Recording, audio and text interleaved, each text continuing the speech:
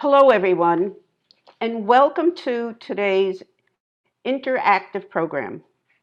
My name is Jewel Prince, and I am thrilled to be introducing this exclusive event on behalf of the Alan and Jewel Prince Center for Neurodegenerative Disorders of the Brain.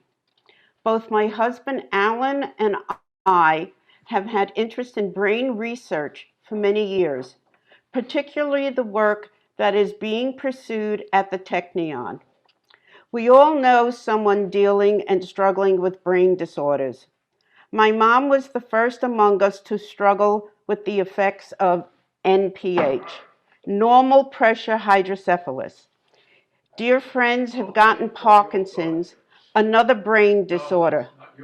Those hit home hard. Then my life, then my life mate, those hit home hard. Then my life mate, Alan, was diagnosed with Alzheimer's. We took action. We spoke with former President Peretz Levy and sharing our thoughts about helping people who struggle with these issues. As a result of our interest in this area, we chose to become the founding supporters of the Prince Center in 2013. It is a privilege to be able to play a role in furthering the state of science in this way. The state of brain research has never been as exciting as it is today, and we are thrilled to provide a way for the Technion and Israel to serve as a world-class institution on the frontiers of this area. For all of our viewers today, it will be easiest to utilize the speaker view option on Zoom. Without further ado, let's jump to today's event. It is now my pleasure to introduce Professor Jackie Schiller, the newly installed director of the Prince Center and the head of the neuroscience department in the Technion's Ruth and Bruce Rappaport facility of the Faculty of Medicine. In her research, Professor Schiller focuses on dysfunction of the cerebral cortex and their links to devastating diseases, including Alzheimer's, Parkinson's, epilepsy, and autism. Jackie, please go ahead. Thank you, Joel. Hello, everybody. Let me just share with you my screen. Okay, so thank you, everybody. Thank you, Joel. I would like to start by offering my sincere thanks to each and every one of you who has supported and who continues to support the activities of the Ellen and Jewel Prince Center for Neurodegenerative Disorders of the Brain. First and foremost, I would like to thank Ellen and Jewel Prince, who provided their generous support to establish the center. I would also like to take this opportunity and recognize Barbara and Bill Dahl, who are supporting our brain research efforts through their naming gift of the new MRI Research Center on campus, and thank the Davis and Hitman families, as well as Bob Weissman, who are also generously supporting the center.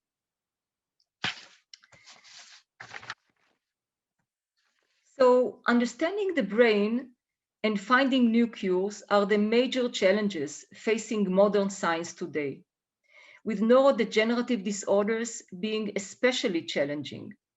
We as researchers feel that we are fortunate to be in a period where a breakthrough in neuroscience is around the corner.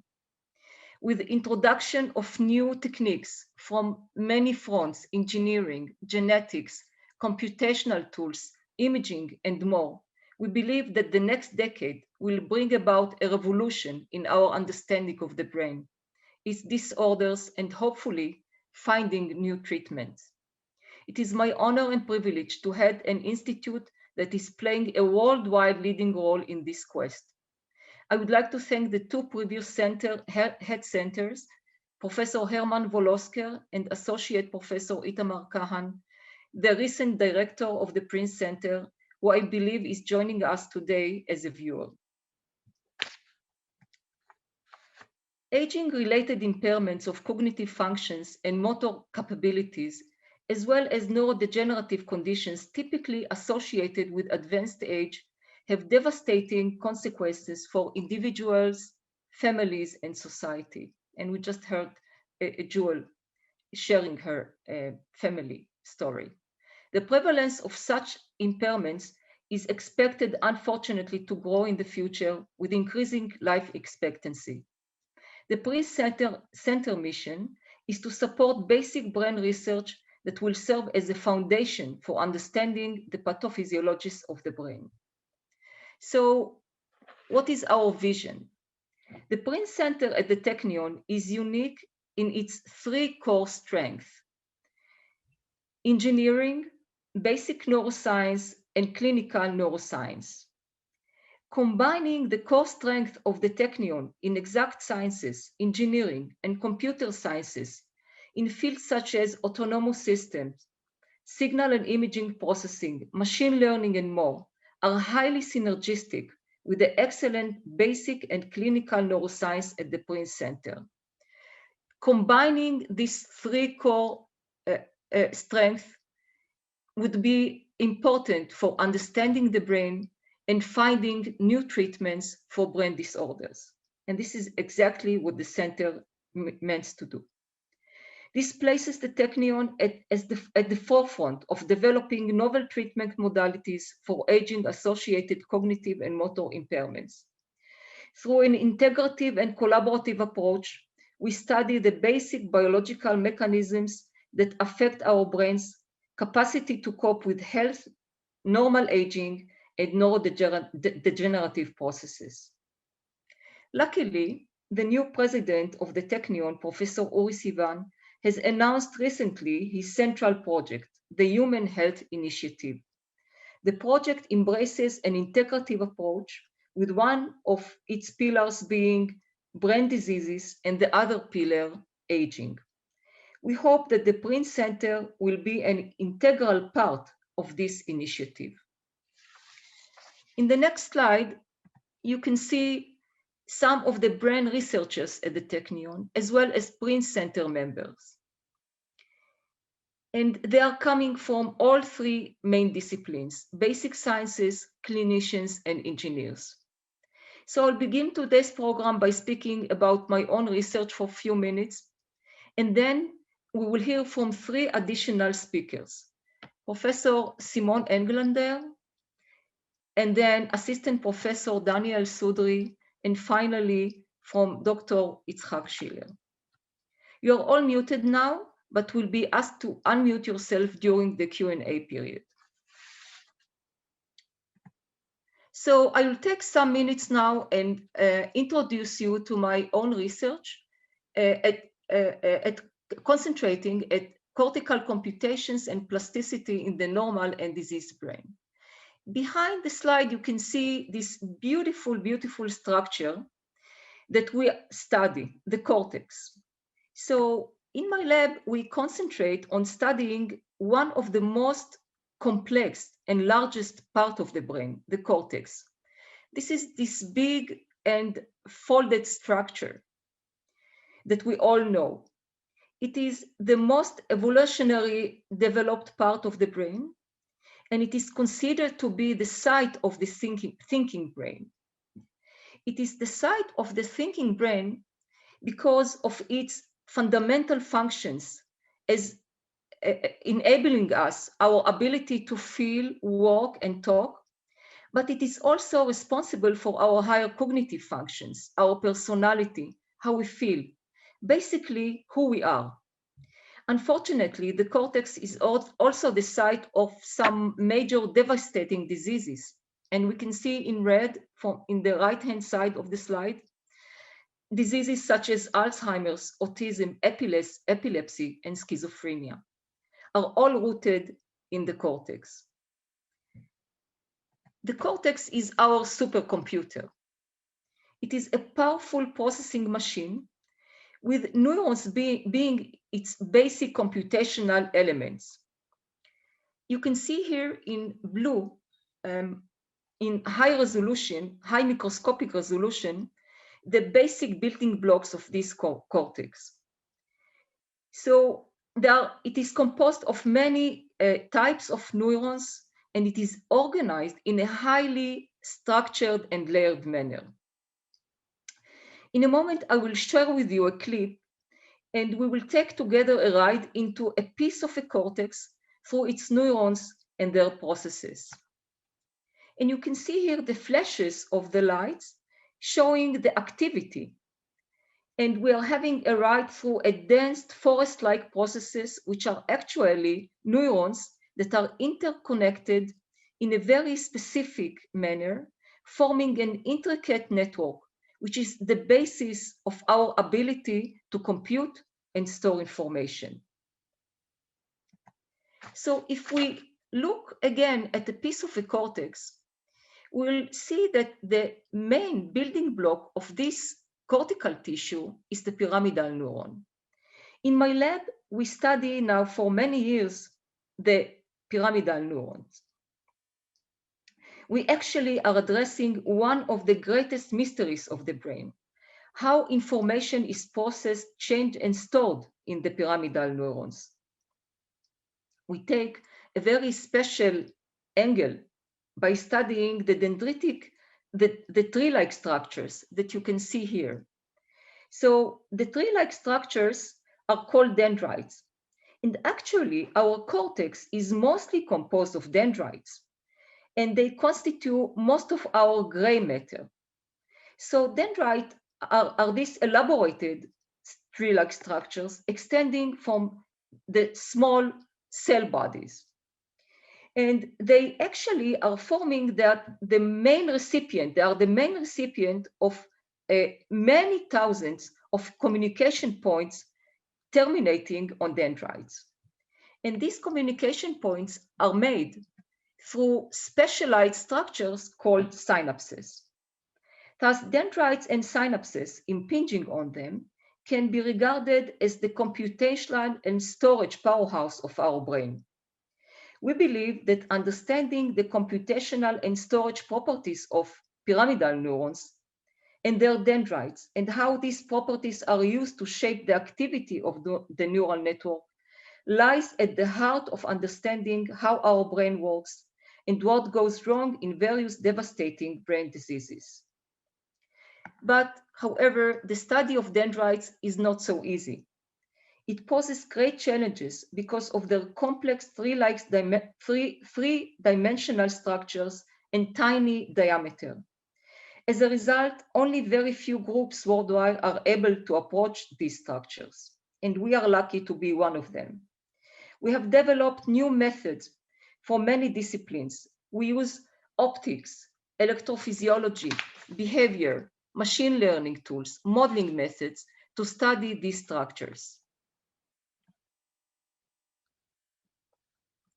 Our work has contributed significantly to the understanding of the cellular and molecular mechanisms participating in processing and storage of information in neurons. For example, we have discovered a unique molecular mechanism depicted here in red squares that can work like an amplifier, but this amplifier is very unique.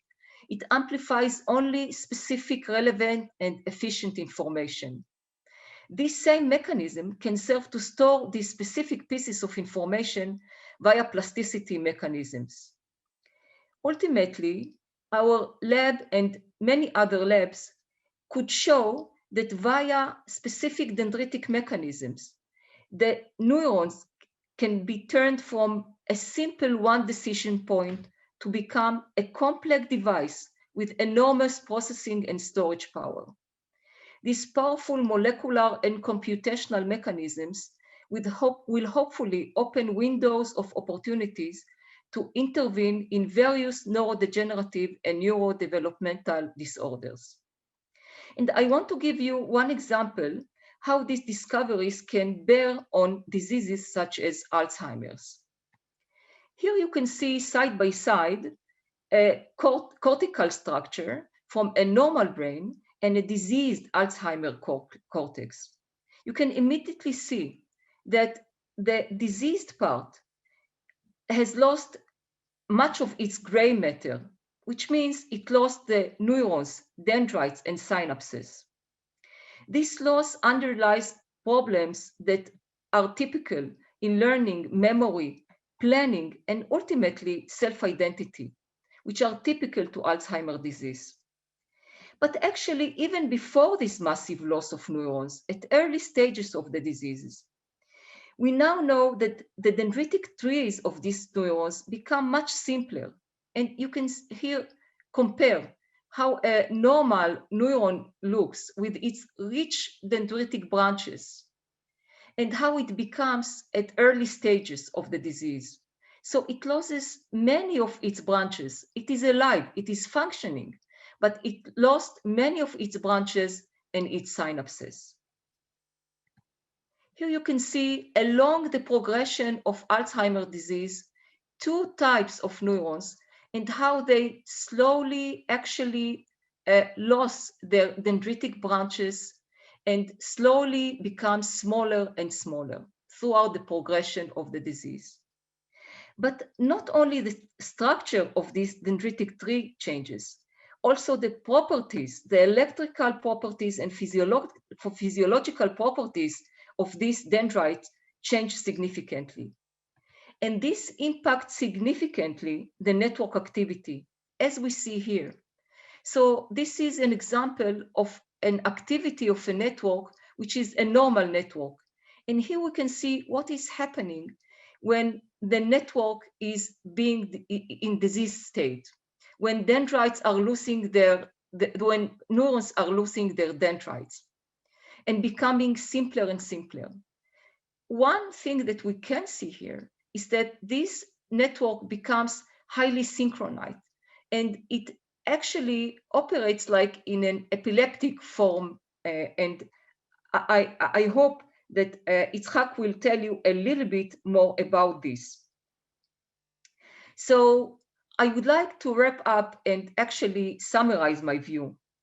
So I believe that due to the huge complexity of many neurons diseases, including Alzheimer's, and the many failed attempts in drug developments, before jumping right to the cure, we need to understand what's happening at the very basic level of individual cells in the normal brain and in the early stages of the diseases. This is true for not only for Alzheimer's, also for other devastating neurological diseases. So my goal in my research group is to understand how the basic elements of the brain, the chip of the brain, the neuron, computes and stores information in the normal brain and in the diseased brain. We seek to understand what are the possible molecular and cellular targets of plasticity, again in the normal and diseased brain. And ultimately, we wish to understand how all this is coordinated at the network level and ultimately at the functional behavioral level. And with that, I would like to conclude the presentation of my lab and introduce our next speaker for today, Professor Simon Englander, whose research focuses on the molecular mechanisms of neurodegeneration, particularly in Parkinson's disease. Simon, the stage is yours. Thank you very much for all of you for organizing this very important meeting, this important event. And once more, I would like to also to thank for the kind and continuous donation of Joel and Ellen Prince. And so I would like to talk indeed about Parkinson's disease. We concentrate our studies on Parkinson's disease for more than 2 decades.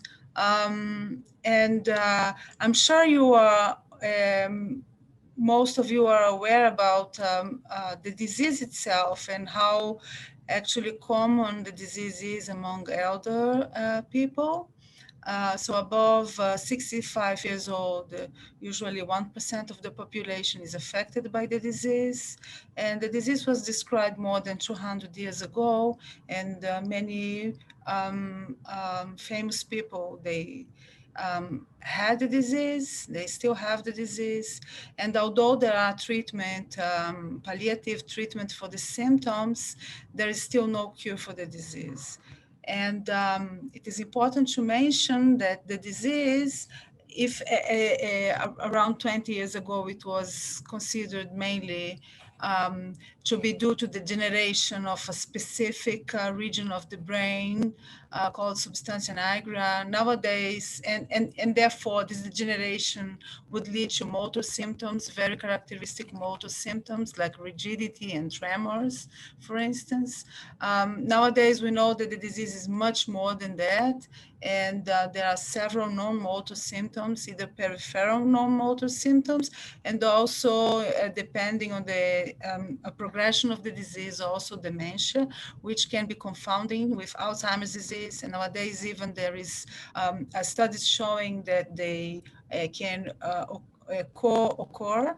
They can occur together, actually to very high levels, high percentage of patients with Alzheimer. They will have accumulation of proteins, which I will mention in a few moments, that are characteristic of Parkinson's disease, meaning that they can share common characteristics. But what I'd like to bring here is that also the Parkinson's disease, as I mentioned, causes the degeneration of the nigra, the region in the brain and other regions in the body. But this degeneration is due mainly to the accumulation of one specific protein called alpha-synuclein. And this protein leads to the formation of what is called Lewy bodies, in a lower magnification here and in a higher magnification here, electron microscopy, showing the Lewy bodies. So Lewy bodies are present in the regions that are dysfunctional and that die. And here we have more examples of Lewy bodies, midbrain Lewy bodies, being showing the presence of synuclein. Also, there are, of course, other proteins in these Lewy bodies, but synuclein represents the main component. And synuclein accumulates not only in midbrain Lewy bodies, but also in Lewy neurites and other regions of the brain, including cortical neurons, as Professor Schiller just mentioned a few moments ago. And also at the periphery of our body in neurons that are found, for instance, in the gut. There are some theories suggesting that the disease, for instance, we can see the accumulation of synuclein in all these different organs pointed in this slide. And the accumulation of synuclein in these peripheral organs can lead to dysfunction of these organs that even preclude the motor symptoms, giving rise to a theory called the propagation theory or prion theory, which means that the idea that many have is that the accumulation of synuclein would start in the gut and would ascend to the brain, reaching the midbrain, which holds the substantia nigra, and at the very end would arrive at the more cortical regions, causing dementia. The accumulation of synuclein can occur in other regions of the body, and there are some studies suggesting that they can lead to damage early on in the disease, and that they could ascend to the central nervous system. And but the main question that we try to address is how synuclein accumulates in neurons, and this is our major question in the lab.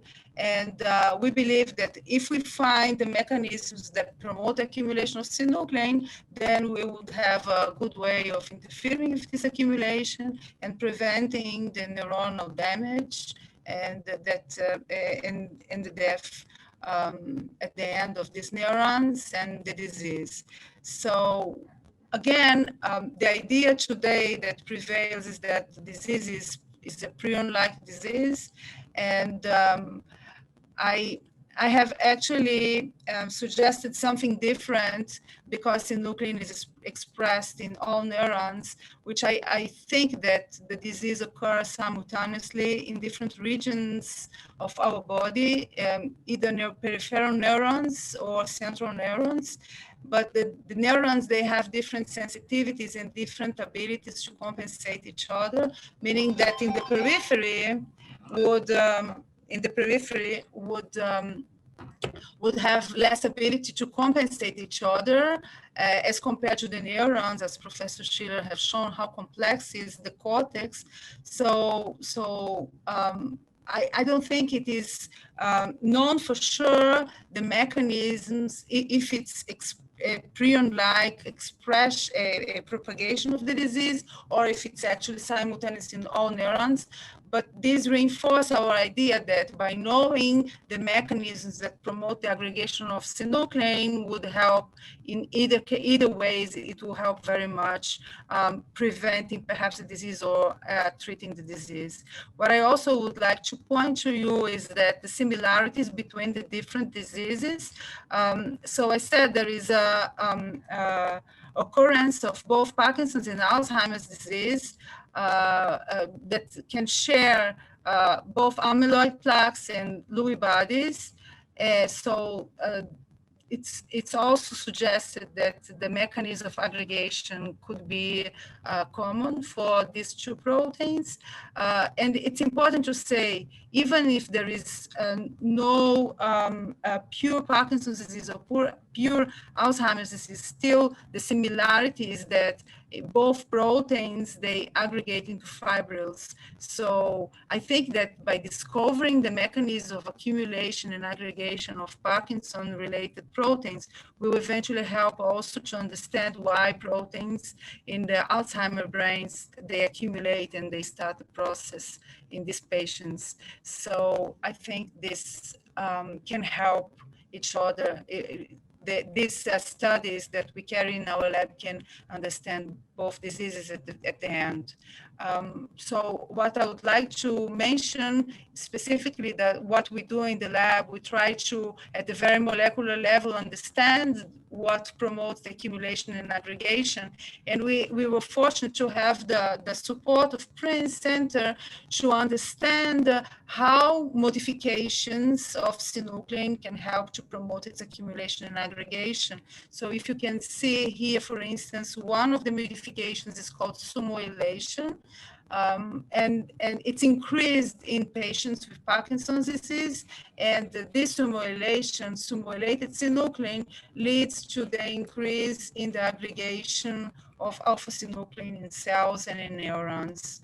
So our idea now, with the continued support, is to even further understand how summoylation promotes the accumulation in patients, and how can we interfere with this summoylation in an attempt to prevent the accumulation and aggregation. I have to mention that we are in the process of generating compounds to prevent specifically the summoylation of synuclein, and we have a few hits, and hopefully by the next meeting I'll have more to present on that. But this is just a summary what we were able to discover in the lab. There is more than summoylation. There is also the other modifications that facilitate degradation, for instance, ubiquitination, and other modifications such as summoylation that promotes the accumulation. So there is a balance between the different modifications, and we were fortunate to discover different enzymes that are relevant for these pathways, degradation pathways, and also summoylation accumulation pathways. And we want to continue to do that, and as I said, we are confident that we can interfere with simulation of synuclein. And this perhaps will help, as I said, as a proof of concept also for other proteins of Alzheimer's, such as APP that leads the A beta, and also tau that is also involved in Alzheimer's and other neurodegenerative diseases. So by saying that, I would like to just a second.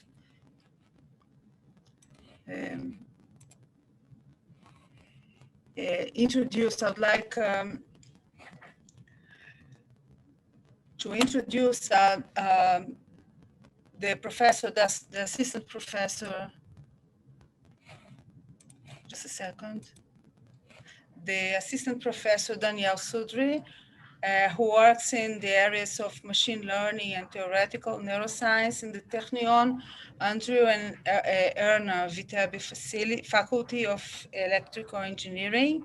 And his insights on deep learning and neuronal networks are very relevant to furthering our understanding of brain disorders. Please, Daniel. Thank you very much, Simone. I will talk about neural networks and how they help us connect machine learning and brain learning, or neuroscience. I'm from the electrical engineering faculty at the Technion. So first I will start with my personal journey from neuroscience and machine learning. I started my research after undergraduate studies, fascinated by biological neural network, which are the main circuits of the brain, trying to understand them. So I went into the laboratories in electrical engineering and trying to model how those neural networks are working. And then it was very complicated. I couldn't really figure out what's going on. So I said, okay, I'll try and understand a single neuron. What is the response of a single neuron to very simple stimulation? And the response was very complicated. So I kind of, okay, maybe it's too complicated. I'll try to go even lower. I'll go to a single ion channel, which is just a protein on the membrane of the neuron, and trying to understand that. But that was actually very, very complicated also. But I said, okay, I have to stop there, or I'll go to particle physics, and I want to do neuroscience. So I studied and modeled actually a single ion channel. That was my master degree. And then in my PhD, I did also modeling of a single neuron, went back up. And finally, in my postdoc, I did statistical inference of biological neural networks. And then during my postdoc, I became fascinated also by artificial neural networks, or also called recently deep learning, which had a significant impact in the real world, in actual applications. I will soon explain. And as a faculty, I've been working quite a lot on those types of artificial neural networks. So what are artificial neural networks? So as their name implies, they are networks of artificial neurons. So an artificial neuron is much simpler than an actual biological neuron. So a biological neuron receives inputs from its synapses from neighboring neurons, and then transmit action potential or a spike if the signals, the accumulation of those signals crosses some threshold.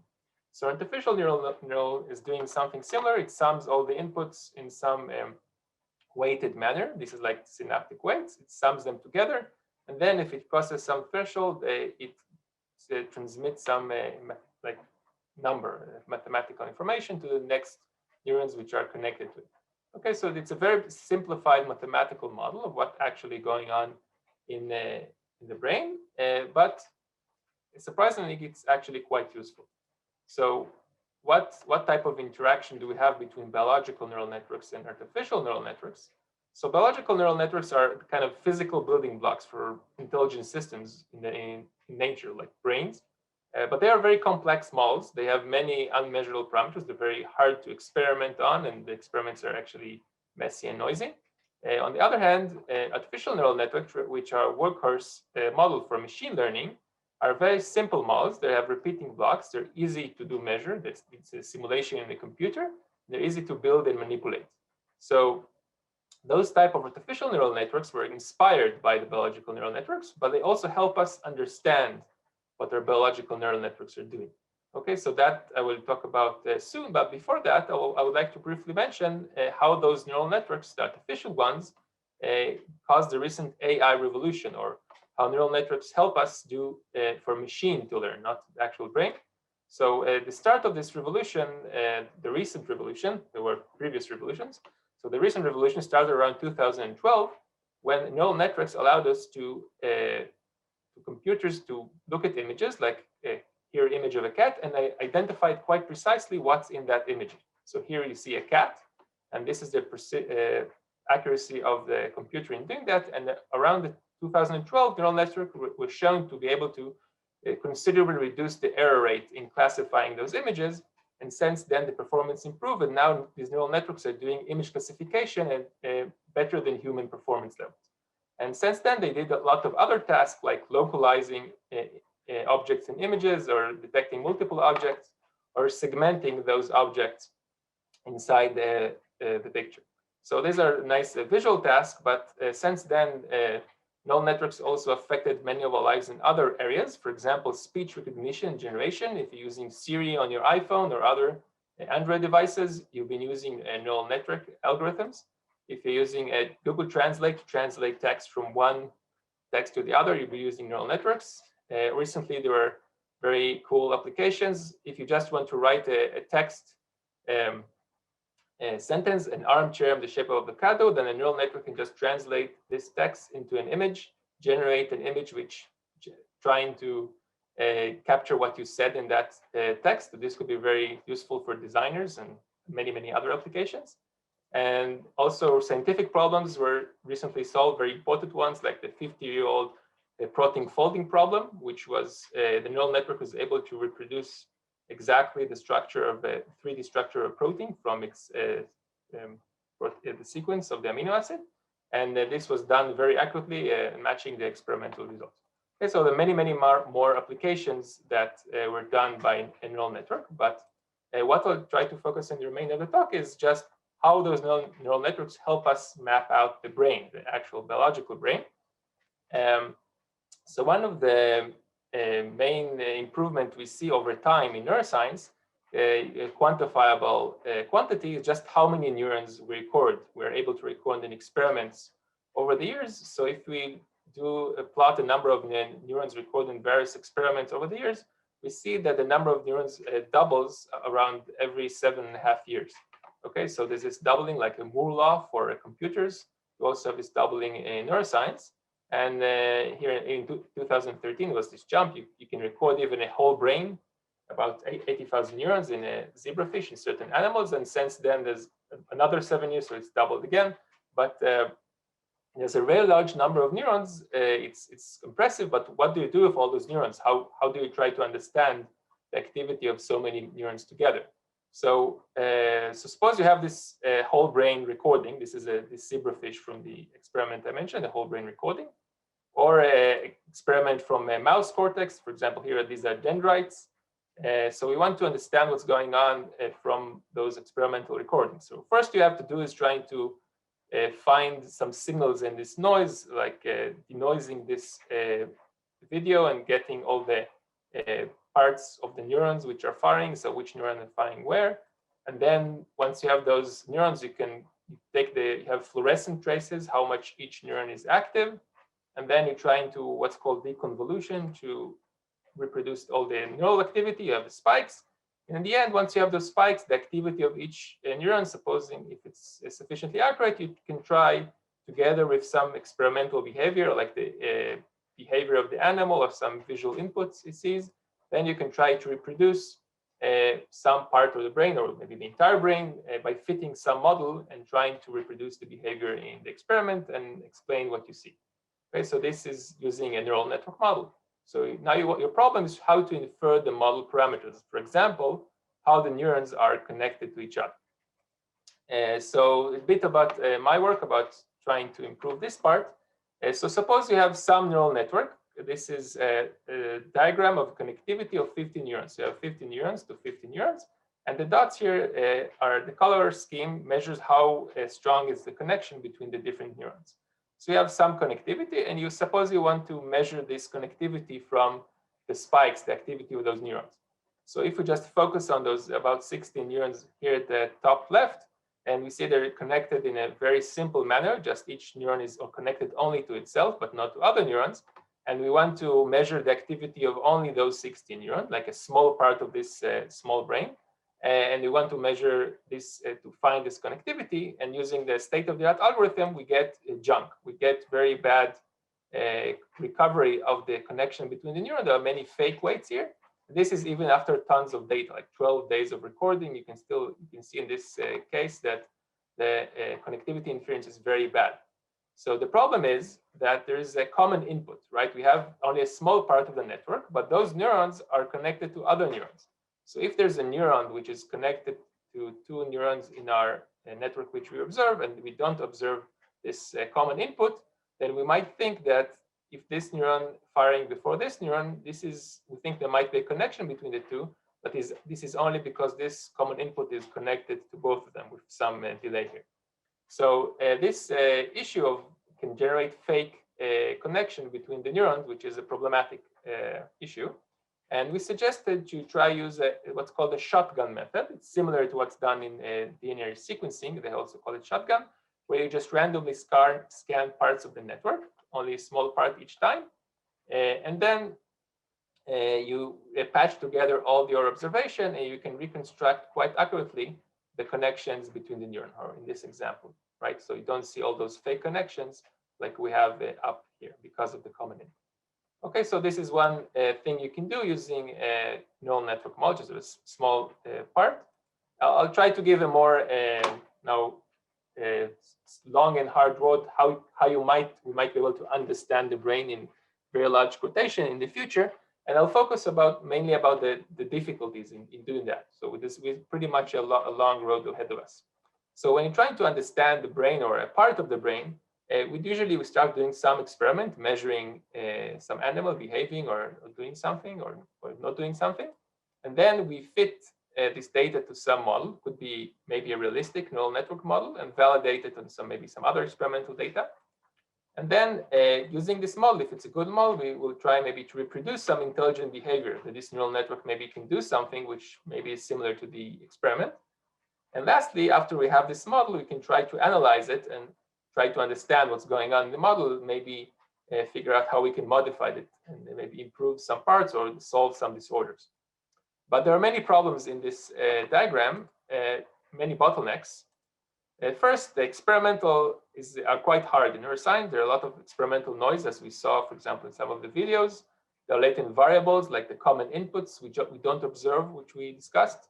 There are limited duration of many of the experiments, which does not allow us to get a lot of data. So the amount of data we have is much smaller than the number of parameters we have in the model which we're trying to fit. So there are also other problems that the models we're using, the artificial neural networks, are quite simplified. So it's not clear if they are maybe too simple. Maybe we need to make it more complex. Are we using the correct neural model? Are we using the correct learning rules for the synapses between the neurons? So it's not really clear still what are the biologically real or sufficiently complex models we should use for modeling experiments.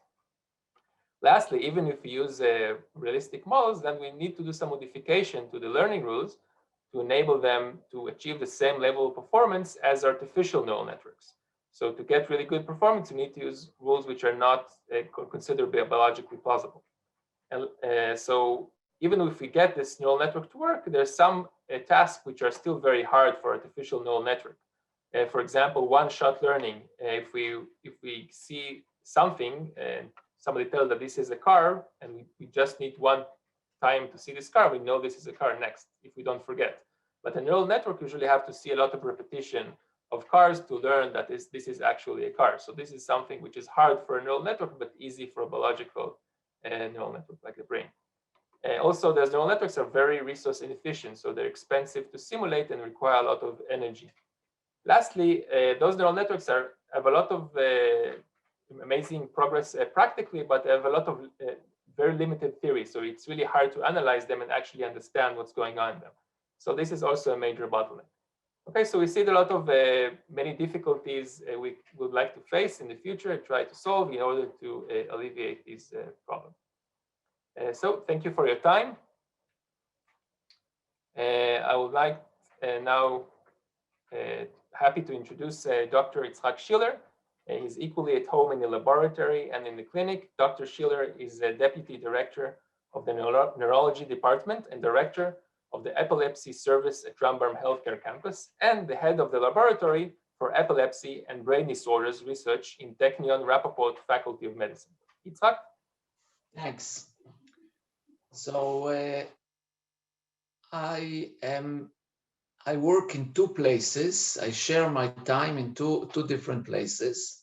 One is at the Department of Neuroscience at the medical school, and the other is where I do science. And the other is in the Department of Neurology, where I see patients, and I really try to combine the two and facilitate my research with what I see in the clinic and vice versa. Luckily for me, the medical school is adjacent to the hospital, and I think this is one of the advantages that we have in our center. Okay, so I'll start with what everyone knows, and that is neurological diseases are common, complex, and devastating. At the left side of this slide, I show some of the severe neurological diseases that people have. I think almost each one of them is a true catastrophe for the patient, for the family, and also a very big burden to society. So really it is, I think, treating, solving them, or at least advancing in these fields are really one of the big challenges that we have in medicine, in science, in society. And I hope that we can contribute even a small step to this noble cause. Now, what I want to talk about is my belief, my vision, my really belief that I think that we are facing a very exciting period in the sense that technology, engineering, biology has come to such a level that we can introduce two very, very powerful treatment modalities to various neurological diseases, including neurodegenerative diseases. And one is neurostimulation, and the other is gene therapy. I will shortly talk about these potential treatments and our small contribution to this field in the remaining part of my talk. I want to emphasize that this is really a collaborative effort coming from physicians, of course, which is, I think, my place in this meeting, but also of basic scientists in biology, in computational neuroscience, in genetics, in neuroengineering, and of course, the generous and necessary support that we get from society and from private donors, which are really essential for keeping this effort coming along. Okay, so I'll start with stimulate and neurostimulators, which is a topic which I like, I think, the most. And I'll start by saying that we already have brain neurostimulators, and we're using them, and we even have them approved by the FDA and other regulatory agencies for various movement disorders, for epilepsy, for obsessive compulsive disorder. And there are a lot of experimental uses for various neurostimulators, including for Alzheimer's disease and psychiatric diseases. Okay, so what's the problem? The problem is that we are not achieving enough with these neurostimulators. And I think we really need and can get smarter neurostimulators that will markedly enhance their ability to treat diseases, this and other diseases as well. Okay, so what's a smarter neurostimulator? So far, what we really have is open loop stimulators. So open loop, most of our neurostimulators are this simple paradigm. We have a certain stimulation that we predetermine, and we apply it to the brain regularly. For epilepsy now, we have a more advanced neurostimulator, still an open loop responsive neurostimulator, where we detect a seizure and we give a predetermined stimulus, something like a defibrillator to the heart. But what we really need are closed loop stimulators. So what's a closed loop stimulator? It's something much more complicated, and I'm sure will be much more efficient in its clinical efficacy. A closed loop neurostimulator is something that monitors the brain activity. It produces some stimulation. It can be electrical, optical, or chemical. And then this neurostimulator will monitor the effect of this stimulation and will modify the stimulation again and again and again to achieve the goal that we're looking for: enhance memory, stop seizures, improve Parkinson's disease, and so on and so forth. Now, we don't have such a closed loop stimulator, and we have many, many challenges in order to have such a neurostimulator. And I'll just name 3 of them. We need to improve our ability to monitor the brain activity. It's necessary for us to develop better stimulation paradigms, and we need computational algorithms to transform our recorded input into an efficient dynamical output. Now, this is really a collaborative effort, and I'm sure it will be very fruitful, but we have to come together, and I'm happy to say that at the Technion we are coming together to tackle this problem. And just I'll say that in order to monitor brain activity, we really need to understand what's going on there, and we need the assistance of basic cellular and systems neuroscience. Also, to improve our stimulation paradigms, we need also much more scientific knowledge from the basic scientists. And finally, of course, algorithms is a business for neuroengineering, and everyone has to come together to achieve this goal. Now, I'll give you just a small flavor of what we do in the lab. For the past 10 years, we have been working on this big problem with these things, small advances, and I hope that they will increase with time. And I will give you just 3 examples of what we're doing with this. So the first one is with epilepsy. In close collaboration with Professor Ronen Talmon at the Electrical Engineering faculty of the Technion, we developed new algorithms to predict development of seizures based on recordings of single cells. And I think we have a very efficient algorithm that we want to move to the bedside to record from human patients. So this is one. I won't go into details. It will probably take me half an hour at least to explain these fancy pictures. A simpler picture is from the stimulation part. I personally believe that one of our greatest problems is to generate efficient stimulation. Just going to cardiology, when the defibrillators were constructed, then they didn't have to go into complex stimulation paradigms, because you give a simple stimulation and it stops, or the heart comes back and the VF goes away, the ventricular fibrillation. This is not the case in the brain. We tried simple stimulation paradigms, they don't work.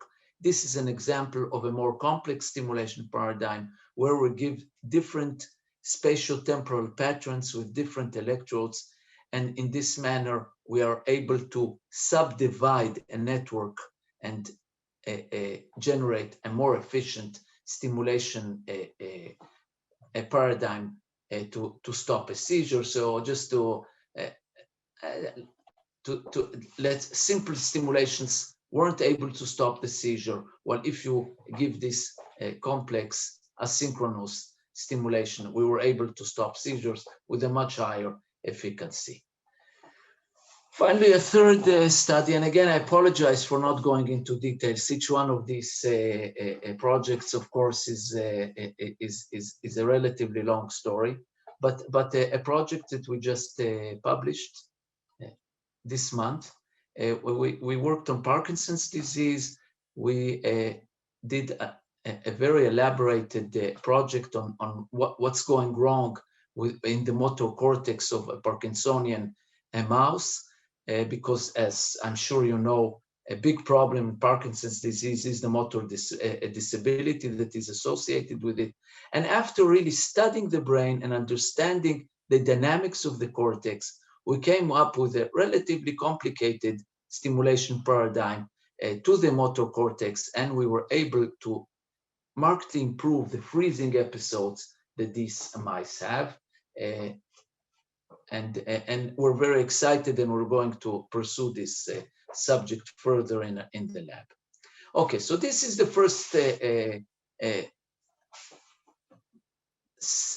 first method that I have great belief in, and I think we should invest a lot of energy and effort into.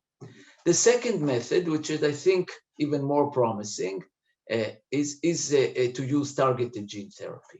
Really, I think we're at the age that we are able to not only identify problems with genes, but also to generate a genetic material and to introduce it into specific brain regions and specific cell types. And by so doing, we can really modify and modulate the brain activity.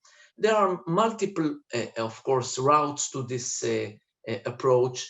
The most trivial one is to replace abnormal genes, but also you can think about enhancing some neurotrophic effects that will help dying cells survive. We can alter various biochemical pathways that went wrong by putting in genes.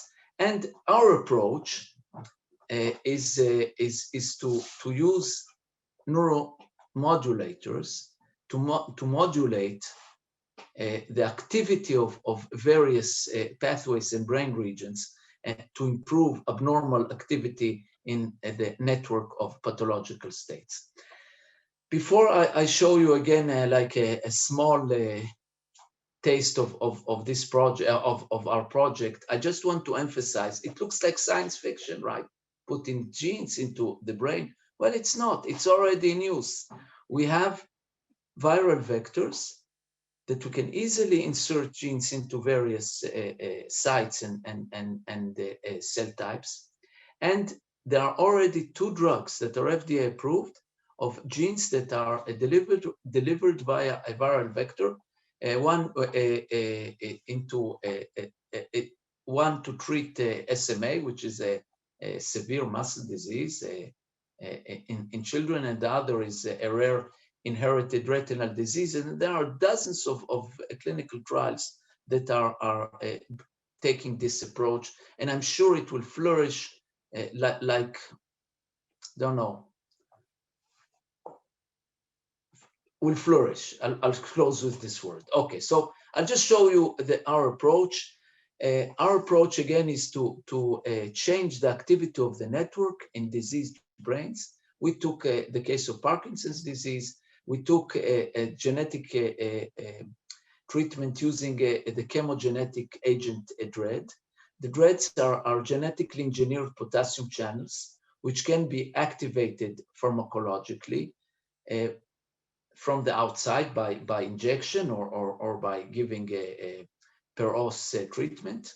Now, we can express these DREADs in specific brain regions via viral vectors. And the idea behind that project is that in Parkinson's disease, the network is distorted because of the neurodegenerative process. And we tried to use, and we use DREADs to counterbalance this distortion, this network abnormalities, and improve motor performances. We have a nice picture. I like this picture.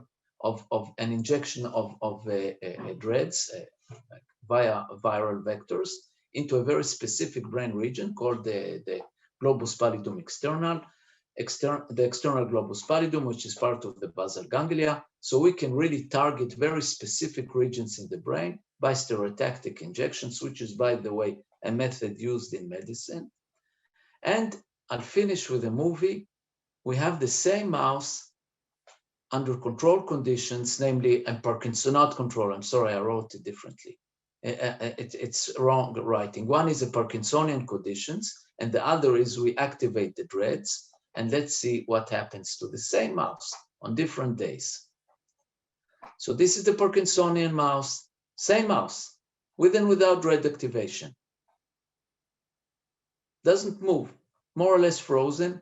And here we activate the dread pharmacologically by an injection of a pharmacological agent.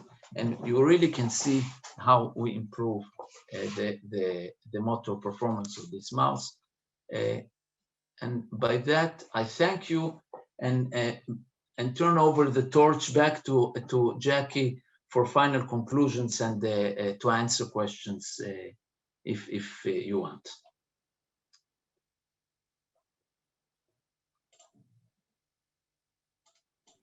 Jackie, you're not unmuted.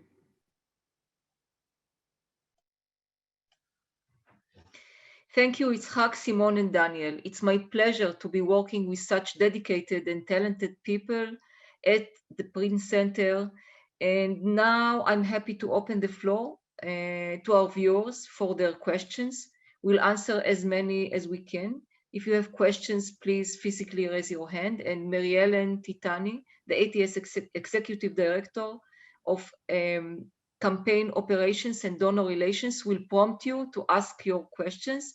Mary Ellen, please go ahead. Hi, everyone. There were some questions that came in via chat. So let me start there. And in the meantime, I'll give you time to physically raise your hands. From Joan Kastner, is the Prince Center doing any research on bipolar illness? If you'll allow me to answer, I think when you think of research on disease, I have to answer a more general answer. When you do research on a disease, I think you can take one of two approaches. One is to examine the patients, like to take a patient to do what we can do in patients, MRIs, blood tests, genetic analysis, and so on and so forth. In our center, and I speak, I think, for all, at least almost all center members, what we try to do is to move the disease into animal research. Now, in order to do animal research on diseases, you need models.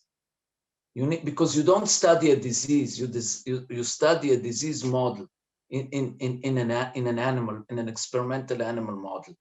And neither, at least I'm fascinated by psychiatric diseases, but one of the reasons that at least I don't study it, and I don't think anyone else is studying it, and also corticobasal degeneration, I don't think we have a good model of these diseases in animals.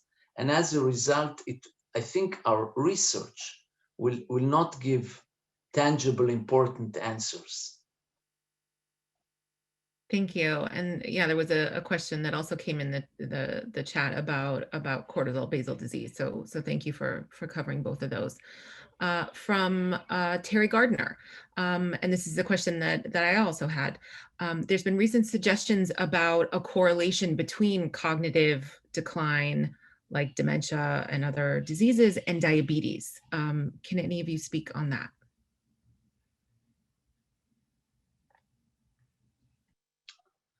Again, I'll start with a general response, and then I'll go into slightly more details. So I think, again, when you study patients, you have so many parameters to control that it's very hard to nail down the mechanism as you can do in cells or and as Daniel said, even in a cell, it's so complicated.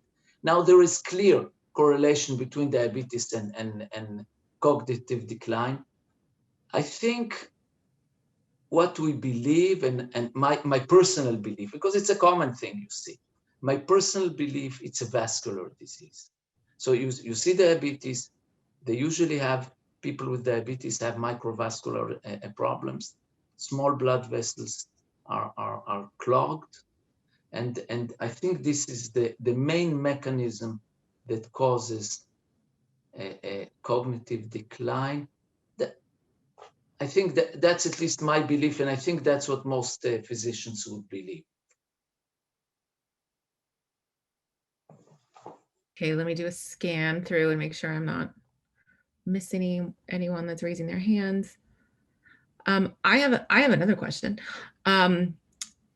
What types of collaborations is the Prince Center involved in with researchers around the world?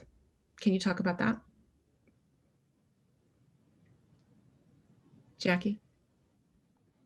Yes, sure. So I think each of us has his own collaborators.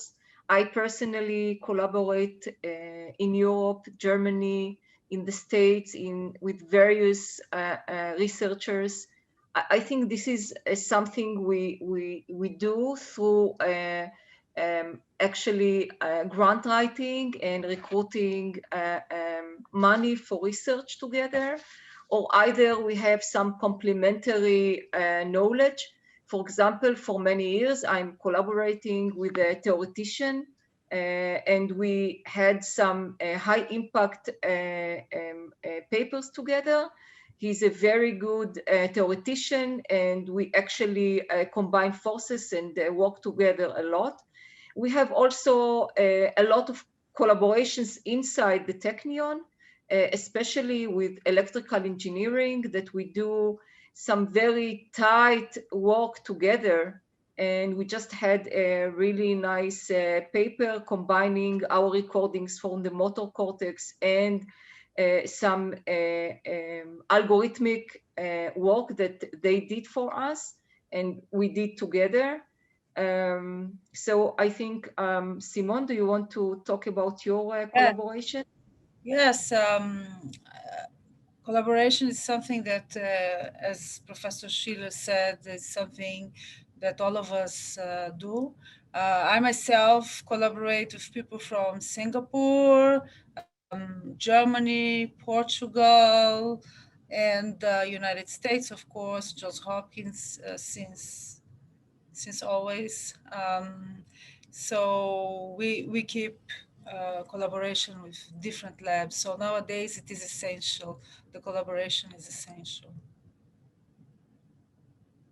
Also to obtain material, to exchange material, as Dr. Schiller said, also the models. If we want to all the time improve the models, we need not only to obtain different models, but to discuss our data between the collaborators to try to reach the best model, to keep up with the models, because they keep, even the diseases that have better models that we can model them, we are always trying to improve the models, the cellular models, the human neuronal models, and the mice models. So it's a very challenging world that needs to be constantly, we have to be constantly improving ourselves. I think this is universal, as mentioned before. I would like also to add something about the culture. This is very different from, the industry.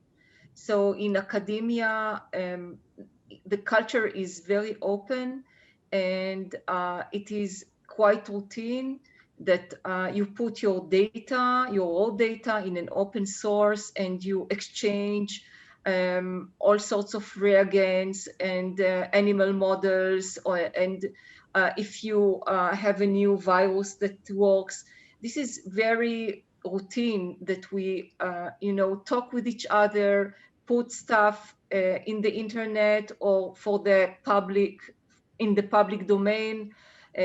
Also software that we write. the culture is a very open and collaborative culture.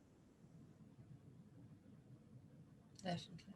I would also like to add something about collaborations. I think, well, that science is about collaborations, it's clear, but usually you see people collaborate within the same profession.